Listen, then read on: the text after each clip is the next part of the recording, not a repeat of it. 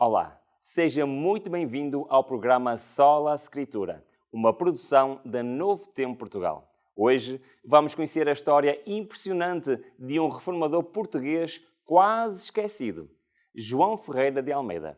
Foi ele o primeiro a traduzir a Bíblia inteira para a nossa língua, tornando as Escrituras acessíveis a milhões de falantes de português por todo o mundo. Neste episódio, vamos também aprofundar uma das doutrinas mais importantes da Reforma Protestante, a autoridade suprema da Bíblia, a doutrina conhecida como Sola Escritura, precisamente aquela que dá o nome a este programa. Prepare-se para uma viagem entre Portugal e o Oriente, onde a fé, a coragem e a palavra de Deus mudaram a história. Fique connosco.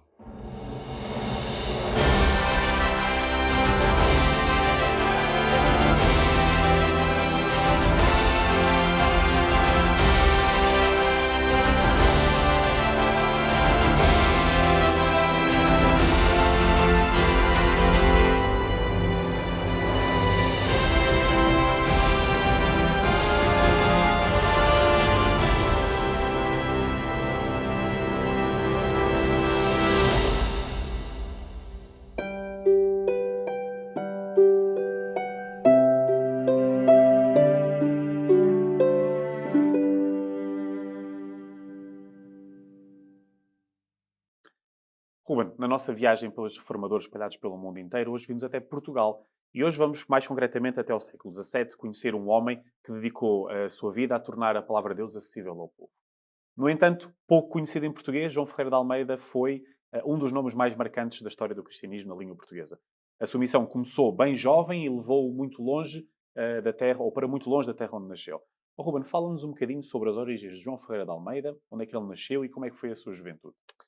Claro, então João Ferreira de Almeida nasceu por volta de 1628 numa pequenina localidade chamada Torre Tavares, que pertence à povoação de Várzea de Tavares, no distrito de Viseu.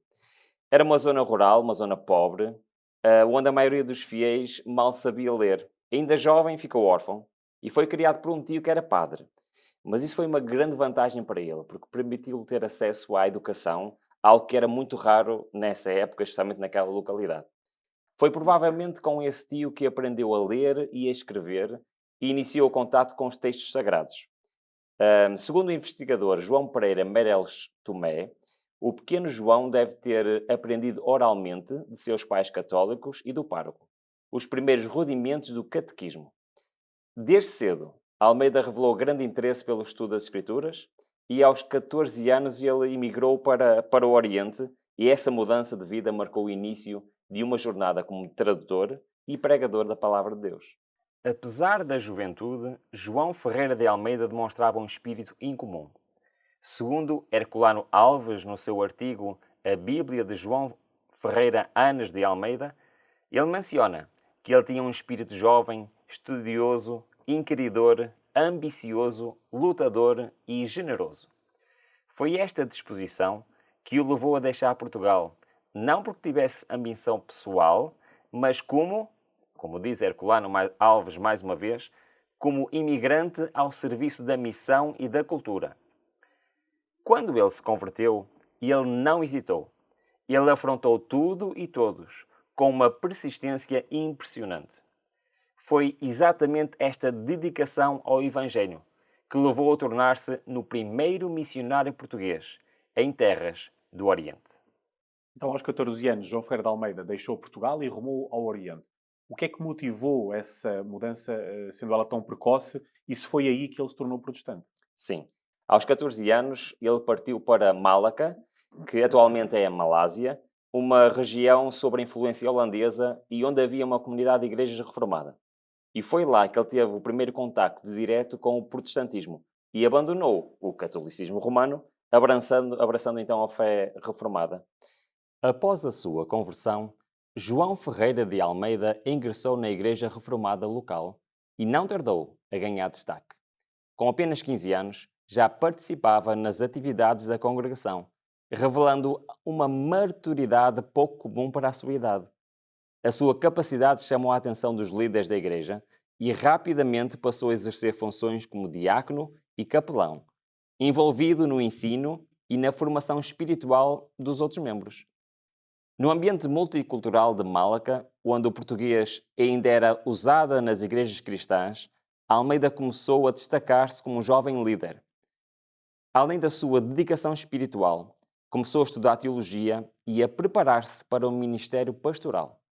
Esta fase inicial moldou a sua vocação como pregador e tradutor da palavra de Deus, com o profundo desejo de levar a mensagem bíblica a todos, inclusive aos mais esquecidos da sociedade.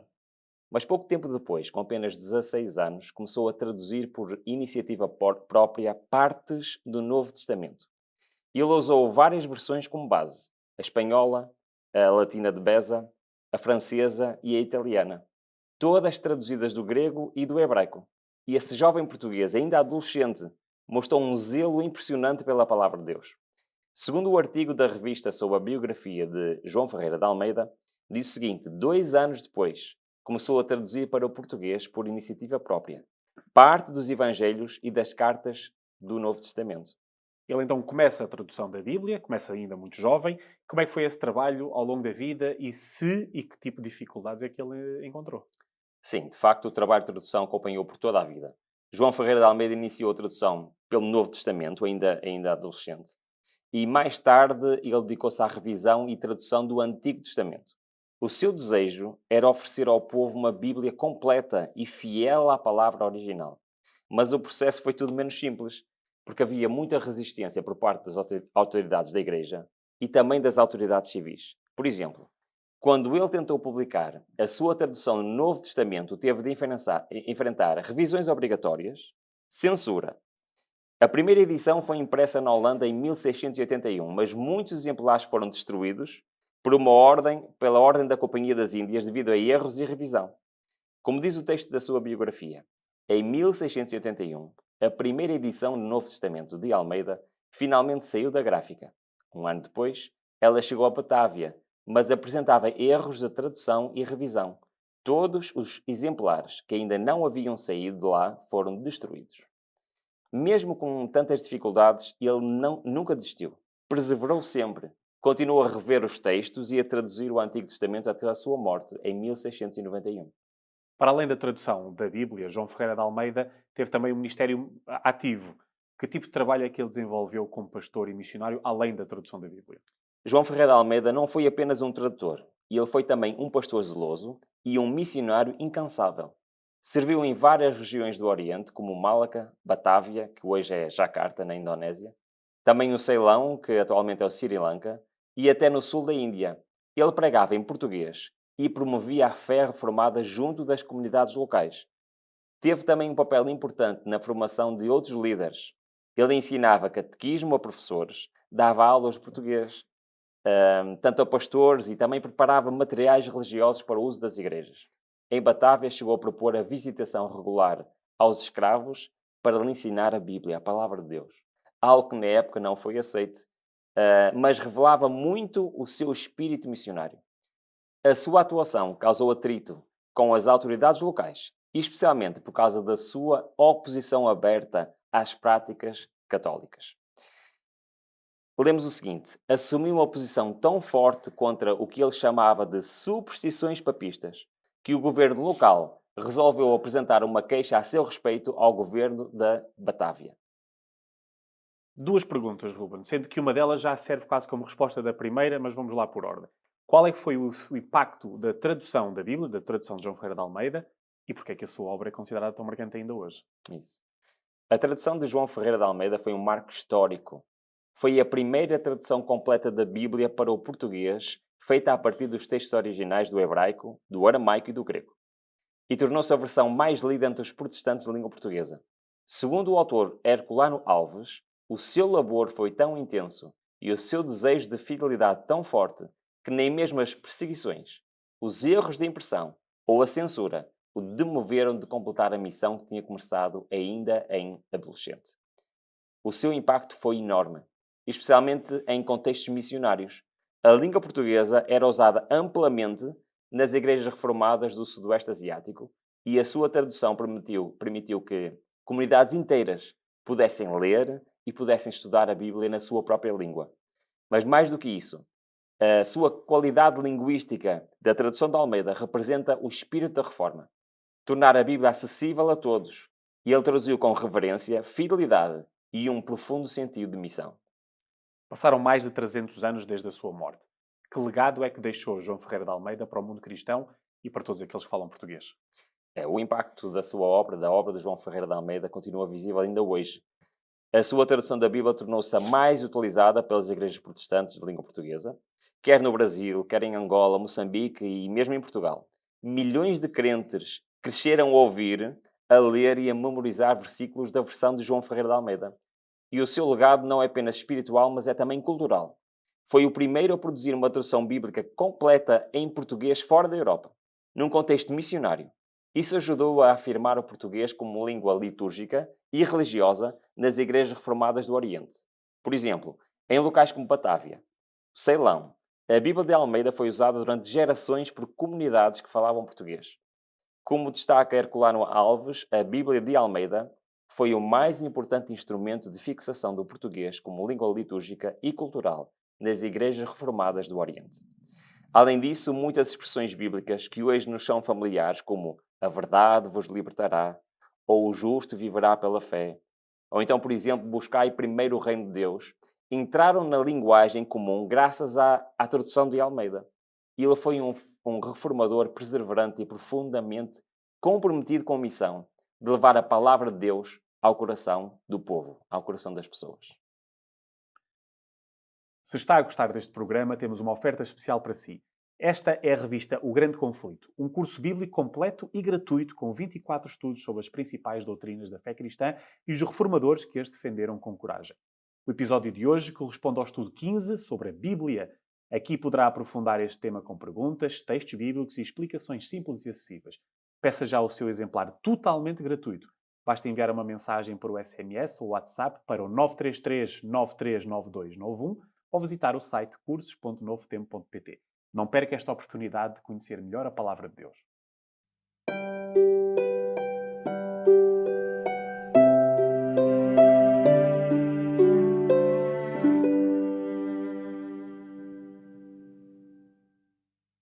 Nos primeiros tempos do cristianismo, a autoridade espiritual vinha diretamente das Escrituras e dos ensinos dos apóstolos.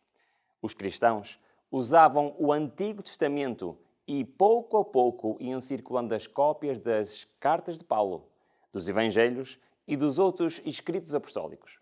Como escreveu o apóstolo Paulo, toda a Escritura é divinamente inspirada e proveitosa para ensinar, para repreender, para corrigir e instruir em justiça. Não havia Papa, não havia hierarquias complexas. As igrejas locais estudavam a palavra guiadas pelo Espírito Santo. Quando surgiam dúvidas, recorriam às Escrituras como fonte principal. A fé cristã era simples, sentada em Cristo na oração e na leitura da palavra. A Bíblia era vista como a voz de Deus, era tudo o que precisavam. Mas com o passar do tempo, a Igreja começou a dar mais valor às tradições humanas do que à palavra de Deus.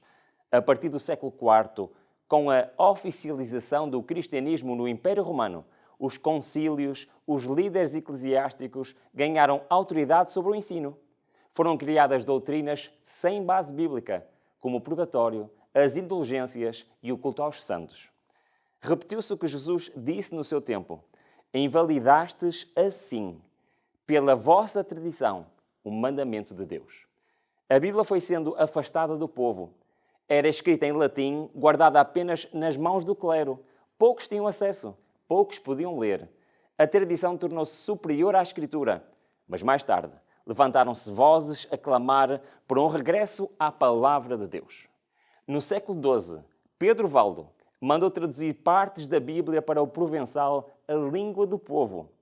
Ele e o povo valdense distribuíram manuscritos e pregavam que a Bíblia era a única autoridade.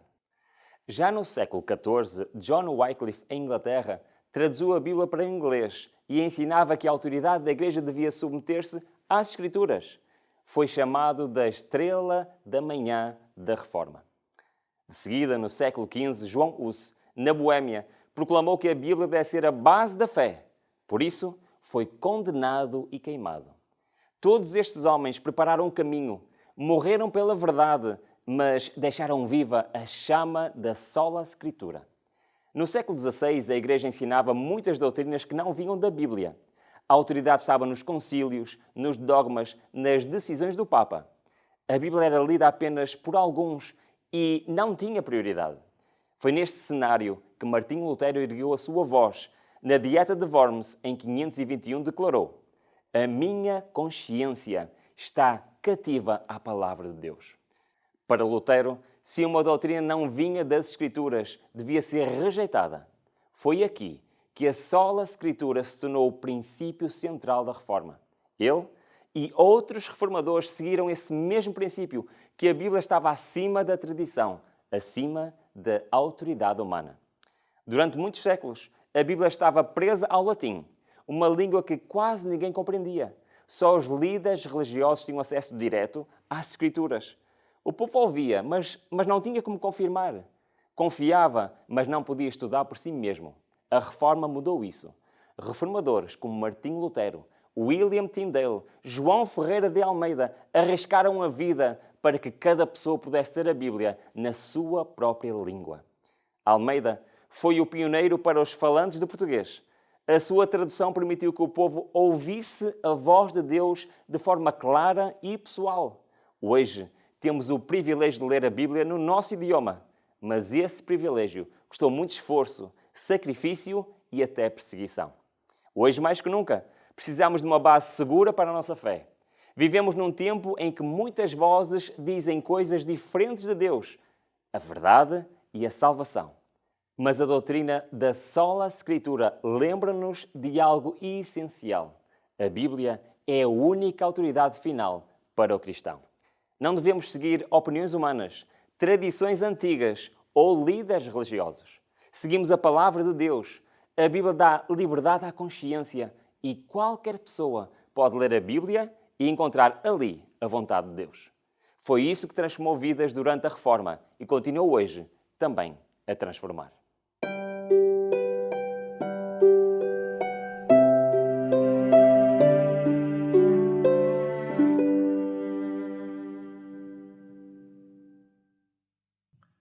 Ruben, qual deve ser o padrão de autoridade em questões de fé para um cristão?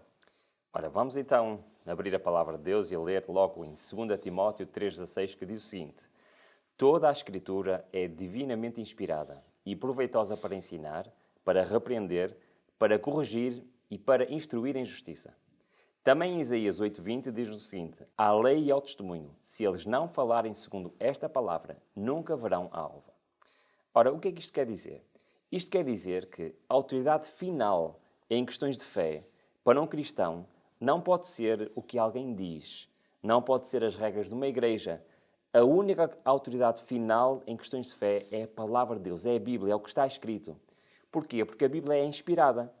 E ao ser inspirada, torna-se o padrão para todos os ensinos que devem ser. Ou seja, nós devemos comparar e ensinar de acordo com o que está na palavra de Deus. Este é o padrão para a nossa fé. Os líderes religiosos podem contradizer as Escrituras? Bom, em Mateus 15, do versículo 3 ao versículo 9, nós vemos claramente. Ora, vamos ler um pouco do 3 e do 9. Diz o seguinte: "E ele, porém, respondendo, disse-lhes: Porque transgredis vós também o mandamento de Deus pela vossa tradição?" E diz no 9 então: Mas em vão me adoram, ensinando doutrinas que são preceitos de homens." Temos também em Colossenses, no capítulo 2, versículo 8, que diz o seguinte: "Tende cuidado para que ninguém vos faça presa sua, por meio de filosofias vãs, subtilezas, segundo a tradição dos homens, segundo os rudimentos do mundo e não segundo Cristo." E estas passagens ensinam-nos uma verdade muito importante, que é as tradições, os líderes religiosos não podem contradizer as Escrituras. Qualquer ensino ou qualquer tradição que se oponha à palavra de Deus automaticamente é inválido, não serve para um cristão. Um cristão deve se basear apenas no que está escrito na Bíblia. Qual é então o papel da Bíblia na vida cristã? Isso. Então, em Salmos 119, 105 diz: "Lâmpada para os meus pés é a tua palavra, luz para o meu caminho." Temos também em João 17, 17, que nos diz o seguinte: "Santifica-os na tua verdade, a tua palavra é a verdade." Isto significa que a Bíblia deve ser o nosso guia. Ela ilumina o nosso caminho. O que é que quer dizer isto? Que ela nos traz luz para o caminho e para as dificuldades da vida. É então um guia para a verdade e também a sua palavra, a Bíblia, ajuda a nossa santificação. O que é isto? A nossa transformação, a sermos um novo homem, uma nova mulher. Isto vem pela palavra de Deus. Sendo a Bíblia um guia e motivo de estudo, como é que ela deve ser estudada? Essa é uma questão muito importante, Tiago. Nós vemos em Isaías 28, versículo 10, porque é mandamento sobre mandamento, mandamento sobre mandamento, regra sobre regra, regra sobre regra, um pouco aqui, um pouco ali. Vemos também em Atos 17, versículo 11, que diz: estes foram mais nobres do que os que estavam em Tessalónica, pois de bom grado receberam a palavra, examinando, repara bem nesta parte, examinando cada dia nas Escrituras se estas coisas eram assim. Temos também Josué 1,8 que nos diz: não se aparte da tua boca o livro desta lei. Antes medita nele dia e noite, para que tenhas cuidado de fazer conforme a tudo o que está nele escrito, porque então farás prosperar o teu caminho e serás bem-sucedido. Estes versículos ensinam-nos várias coisas muito importantes. Em primeiro lugar, a Bíblia deve ser estudada diariamente, mas não é apenas um livro de leitura. É um livro de estudo que deve ser como? Um pouco aqui, um pouco ali. As passagens devem ser examinadas cuidadosamente. Mas é preciso comparar textos com textos. Nós não nos podemos focar apenas em versículos isolados, mas temos que ver o que é que a Bíblia no seu todo nos fala sobre um determinado assunto. Então, assim, nós podemos compreender verdadeiramente e aplicar qual é a vontade de Deus para a nossa vida. Se já havia Escrituras antes de Jesus ter estado aqui nesta terra, como é que ele via as Escrituras? Cristo é nosso exemplo para muitas coisas e para isto é também um exemplo. Vamos começar por João 5, 39 a 40, que nos diz: examinais as Escrituras, porque vós cuidais nela ter a vida eterna, e são elas que de mim testificam, dizia Jesus. E não quereis vir a mim para teres vida? É também em Mateus 22, 29 a 32, vamos ler um pouco do 29 e do 32, que reparem que diz: Jesus, porém, respondendo, disse-lhes: errais, não conhecendo as Escrituras nem o poder de Deus. Ora, Deus não é Deus dos mortos, mas dos vivos.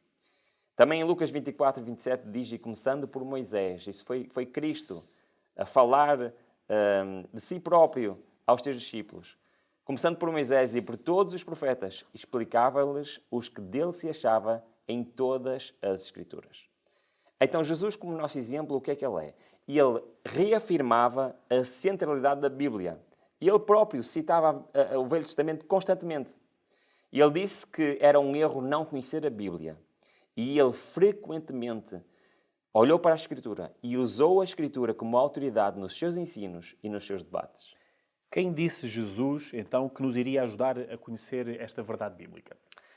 Então, nós, olhando para a Palavra de Deus, nós vemos realmente essa promessa do próprio Jesus. E vamos então começar a ler João 16,13, que nos diz: mas quando vier aquele Espírito da verdade, ele vos guiará em toda a verdade. Temos também em 1 Coríntios 2, desde o versículo 10 ao versículo 14, vamos ler aqui algumas partes que nos diz: mas Deus nos a revelou pelo seu Espírito, porque o Espírito penetra todas as coisas, ainda às profundezas de Deus. Ora, o homem natural não compreende as coisas do Espírito de Deus, porque lhes parecem loucura, e não pode entendê-las, porque elas se discernem espiritualmente. Então, qual foi a grande promessa de Jesus? A promessa de Jesus foi que o Espírito Santo viria e que Ele nos guiaria em toda a verdade. E Ele é quem revela as profundezas de Deus, porque Ele é Deus. Ele compreende e Ele entende, Ele tem o mesmo pensamento que o Pai. É através dele que compreendemos as verdades espirituais que estão presentes na Palavra de Deus.